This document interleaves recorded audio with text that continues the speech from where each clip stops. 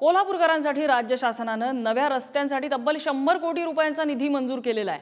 आता या कामाची वर्क ऑर्डर सुद्धा निघाली आहे। मात्र याच दरम्यान आरोप प्रत्यारोपांच्या फैरी उडताना दिसतात। त्यामुळे राजकारणाच्या नादात कोल्हापूर मात्र आजही खड्ड्यांमधून प्रवास करताना दिसतंय। बघूया याच संदर्भातला हा रिपोर्ट। 100 कोटीचं केंद्र रस्ता झालेला आहे, का काम चाललं नाही आणि आज कमिशन घ्यायचं आहे म्हणून थांबले। मला कळत नाही कुणाचा दबाव होता अधिकाऱ्यांच्यावर, वर्क ऑर्डर द्यायचे नाहीत, हा दबाव कुठला? काही महानगरपालिकेतील अधिकारी देखील चुकीच्या पद्धतीनं पालकमंत्र्यांची कान भरण्याचा प्रयत्न करतात। कोल्हापूर शहरातल्या रस्त्यांवरून सर्वपक्षीय नेत्यांनी महापालिका आयुक्तांची खरडपट्टी काढली। रस्त्यांची कामं का रखडली अशा प्रश्नांचा भडीमार केला।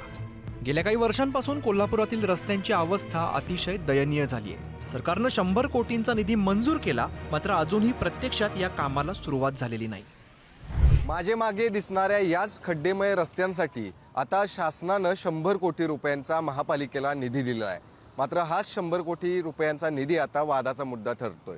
खरं तर शासनाकडून एवढ्या मोठ्या प्रमाणात कोल्हापूरच्या रस्ते दुरुस्तीसाठी निधी मिळतो, मात्र नेमकं घोडं कुठं अडतं हाच सवाल अनेकांकडून उपस्थित होतोय। राजकीय दबावामुळे सरकारी कर्मचारी अधिकारी हे काम करत नाहीत का असा सवाल देखील आता सर्वसामान्य नागरिक उपस्थित करतायत। कमिशन अडल्याने रस्त्यांचं काम जैसे थे ठेवली जात असल्याचा आरोप होतोय।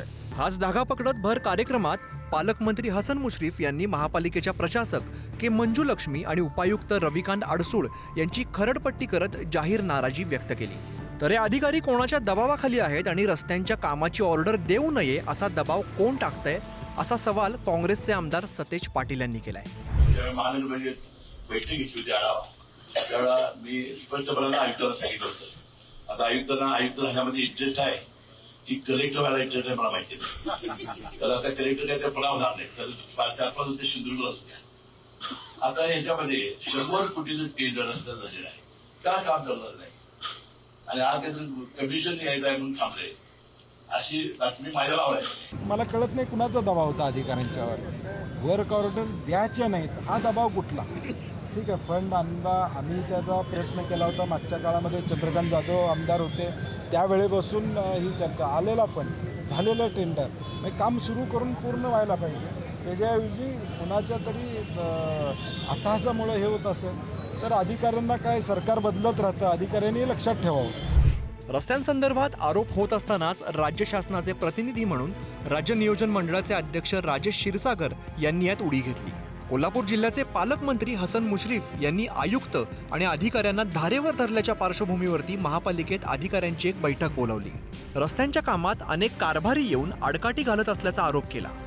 काही महानगरपालिकेतील अधिकारी देखील चुकीच्या पद्धतीनं पालकमंत्र्यांची कान भरण्याचा प्रयत्न करतात, हे आमच्या लक्षात आलेलं आहे। आणि म्हणून पुढच्या काळामध्ये पालकमंत्री हे जिल्ह्याचे प्रमुखच आहेत, त्यांच्या मार्गदर्शनाखालीच काम झालं पाहिजे।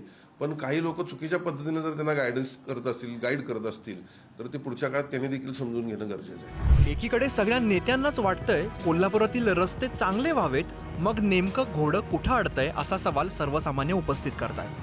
हा निधी लोकप्रतिनिधी टक्केवारी, अधिकाऱ्यांची टक्केवारी आणि ह्या लांगे बांधेमुळे आणि मी आणलेला निधी मी खर्च करणार ह्या श्रेयापोटी कोल्हापूरची रस्त्याची दुर्दशाही कधीही मिटणार नाही आहे।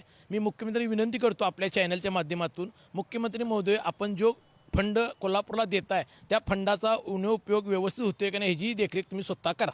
महापालिकेला आलेला जो आता फंड आहे, या फंडातून रस्ते होणार आहेत, परंतु हे रस्ते एका पावसात धुवून जाणारे नसावेत। या शहराचे जागरूक नागरिक म्हणून, मग भले तो कॉन्ट्रॅक्टर असेल, लोकप्रतिनिधी असेल किंवा कमिशन घेणारा म्हणतो मी अधिकारी असेल, हे जर क्वालिटी बिघडलेली दिसली रस्त्याची तर त्या ठिकाणी कोल्हापूरचं दांडकं घेऊन ही जनता त्या ठिकाणी पहारा ठेवणार आहोत।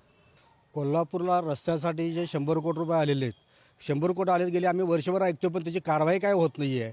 श्रेयवादाच्या नादात आणि कमिशनच्या भानगडीत हे जे काय रखडलेले आहे रस्त्याचं काम ते त्वरित सुरू करावं आणि खड्डेमुक्त कोल्हापूर करावं आणि तेही चांगल्या क्वालिटीचे व्हावेत याच्यावर प्रशासनानं लक्ष द्यावं।